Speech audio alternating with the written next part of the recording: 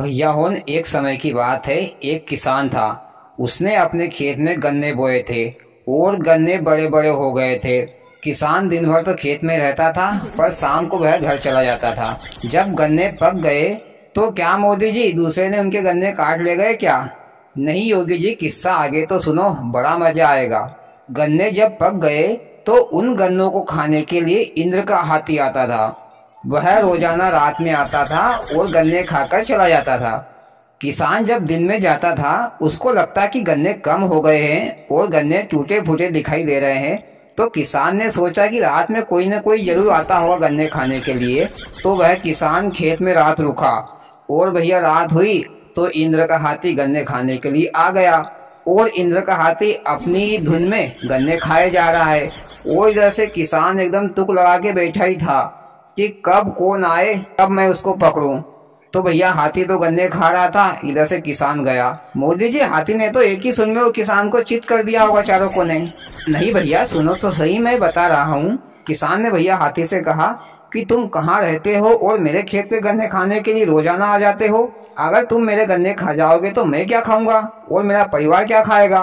तो भैया हाथी ने किसान से कहा कि भैया एक काम करना, मेरे को तुम्हारे गन्ने अच्छे लगते हैं तो मैं तुम्हारे गन्ने खा लेता हूँ और मैं तुमको, तुम मेरे लोग चलना, मैं तुमको वहाँ पर लड्डू खिलाऊंगा। तो किसान ने कहा कि चलो ठीक है, पर मैं तुम्हारे साथ जाऊंगा कैसे? मोदी जी, सिंपल सी तो बात है, हाथी अपनी पीठ पर बैठा रहता वो चला जाता। नहीं राहुल भैया, ऐसा नहीं है। हाथी तो मात्र अपनी पीठ पर इंद्र को ही बिठाता था, किसी और को नहीं बिठाता था। तो हाथी ने कहा कि एक काम करना भैया, तू मेरी पूंछ पकड़ लेना और मेरे साथ चल देना। तो किसान ने भैया हाथी की पूंछ पकड़ ली और हाथी आकाश में उड़ गया। उड़ते उड़ते वह अपने इंद्रलोक पहुंच गया और हाथी ने भैया किसान को जहाँ पर लड्डू रखे थे वहां पर लाकर छोड़ दिया।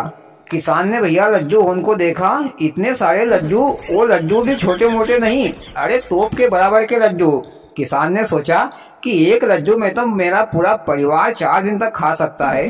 किसान ने ऐसा सोचा और फिर लड्डू खाने झुक गया। अब किसान से कितना लड्डू खवाए, उसने थोड़ा बहुत खाया और उसका पेट भर गया। और किसान ने भैया थोड़ा बहुत अपनी जेब में लड्डू रखे और हाथी की पूंछ पकड़कर दूसरी रात वापस आ गया। और भैया उसने अपने परिवार वालों को वो लड्डू खिलाए और गांव वालों को भी खिलाए। और फिर दूसरी रात का इंतजार करने लगा किसान ने भैया दूसरी रात फिर अपने घर से झोला उठाया और वह रात में भैया हाथी के साथ फिर इंद्रलोक गया। फिर वहां से भैया झोला भरकर लड्डू घर भी लेकर आया और पेट भरकर खाकर भी आया। और भैया अपने घर वालों को भी खूब लड्डू खिलाए और गांव वालों को भी थोड़ा थोड़ा लड्डू देता था। तो भैया गांव वालों ने उस किसान से पूछा कि भैया तुम ये लड्डू कहाँ से लाते हो, कौन सी दुकान से लाते हो, हमें भी ले चलना, हमको भी लाना है। तो भैया किसान ने गांव वालों को सारी बात बता दी। तो गांव वालों ने उससे कहा, अरे भैया तूने रात में सपना देखा होगा, इंद्र से कोई भला लड्डू भी ला सकता है। योगी जी एक काम करो, आगे की कहानी तुम ही सुना दो, मैं तो घर जा रहा हूँ। नहीं मोदी जी, तुम ही सुनाओ। योगी जी आप बीच में बार बार टोका मत करो, तुम तो उंकारे दो, सुनाओ मोदी जी। तो भैया गांव वालों ने उससे कहा कि भैया हमको भी ले चलना यार, हमको भी लड्डू खाना है, हम भी ले आएंगे घर झोला भरकर। तो किसान ने कहा कि भैया मेरे को इसमें कोई दिक्कत नहीं, चलना आज रात में मेरे खेत में, अपन सभी लोग चलेंगे लड्डू खाने के लिए और सब अपने अपने घर से झोला ले चलना और भरकर भी ले आना, कोई दिक्कत नहीं मेरे को। तो भैया गांव वाले उन्होंने सब अपने अपने घर से झोला उठाया और भैया रात में उस किसान के खेत में चले गए। और भैया रात में हाथी गन्ने खाने आया। हाथी ने पेट भरकर गन्ने खा लिए और भैया हाथी का जाने का टाइम हो गया। तो किसान ने कहा कि भैया मैं भी चलता हूँ। तो हाथी ने कहा कि भैया तूने तो पूरे गांव वालों को लिया है, क्या बात है? तो किसान ने कहा कि भैया ये लोग भी लड्डू खाने के लिए तुम्हारे लोक पर जाना चाहते हैं। तो हाथी ने कहा कि चलो ठीक है भैया, पकड़ लो मेरी पूंछ। तो भैया किसान ने तो सबसे पहले हाथी की पूंछ पकड़ ली। इसके बाद उसने कहा किसान ने सभी गांव वालों से कि एक काम करो भैया, तुम मेरी टांग पकड़ लो, फिर उसके बाद में तुम दूसरी टांग पकड़ लेना, फिर तुम दूसरी टांग पकड़ लेना, ऐसे करते करते भैया लाइन लगा लो। तो भैया सभी गांव वालों ने एक दूसरे के हाथ और पैर पकड़ लिए और लंबी लाइन लगा ली और भैया हाथी आकाश में उड़ चला। हाथी भैया आकाश में आधी दूर पहुंचा था। नीचे से एक भैया था, उसके दिमाग में आई, उसके मुंह में ज्यादा ही पानी आ रहा था। उसने कहा, अरे भैया सुनो तो सही। ऊपर वाले ने कहा, क्या बात है? अरे भैया लड्डू कितने बड़े बड़े होंगे? तो उसने कहा, अरे मेरे को क्या मालूम, मैं तो पहली बार जा रहा हूँ, ऊपर वाले से पूछो जो गया है। तो एक काम कर भैया, तू ऊपर वाले से पूछ कि कितने बड़े लड्डू मिलते हैं। तो उसने और आगे वाले से पूछा कि भैया लड्डू कितने कितने बड़े मिलते हैं। तो उसने भी यही कहा कि मेरे को क्या मालूम, वो जो गया उसको पता है कितने बड़े लड्डू मिलते हैं। फिर भैया उसने जोर से उस किसान से कहा, अरे भैया सुनो तो सही, क्या बात है भैया, कोई तकलीफ है क्या? तो भैया उसने कहा, अरे भैया जरा बता तो सही कि लड्डू कितने बड़े बड़े मिलते हैं।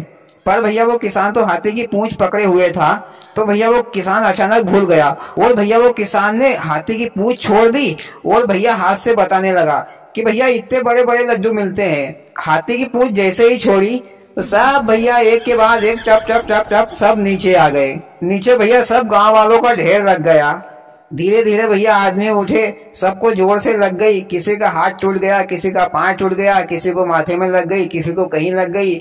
सब धीरे धीरे वहां से उठने लगे और भैया एक ने बोला, अरे तेरे को क्या जरूरत थी कि कितने बड़े बड़े लड्डू मिलते हैं, मुंह से ही बोल देता, हाथ छोड़ने की क्या जरूरत थी? अरे तो भैया पूछा था किसने, उससे बोलो।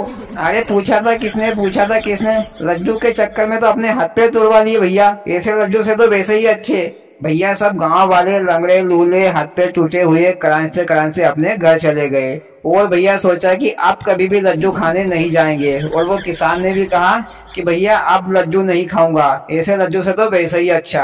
और भैया किस्सा खत्म। वाह मोदी जी, मजा आ गया तुम्हारा किस्सा सुनकर। गांव वाले बड़े लालची हो गए थे लड्डू खाने के लिए। अरे बीच में रास्ते में पूछने की क्या जरूरत थी कि कितने बड़े लड्डू मिलते हैं, खाकर आ जाते चुपचाप। चलो ठीक है, वो तो होने को कौन टाल सकता है। हाँ तो भैया आपको मोदी जी का किस्सा कैसा लगा? अच्छा लगा तो प्लीज वीडियो को लाइक और चैनल को सब्सक्राइब जरूर करें। भोलेनाथ सबके साथ।